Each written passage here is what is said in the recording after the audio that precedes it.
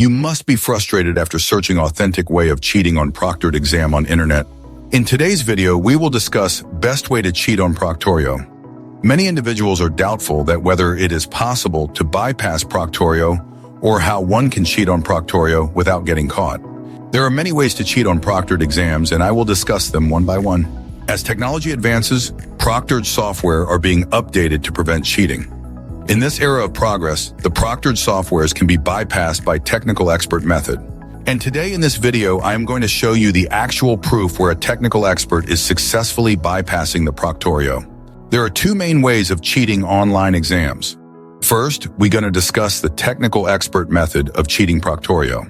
Technical expert method basically involves bypassing the Proctorio.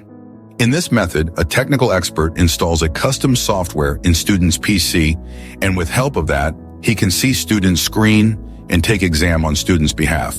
Also, it's a super safe method to bypass Proctorio, as the software installed by technical experts cannot be detected by Proctorio while closing the unwanted apps and programs, so it cannot be detected, and this custom software does not leave any trace in the system. Now we're going to talk about some other ways to cheat on Proctorio that are old and conventional. How to cheat on a Proctorio exam?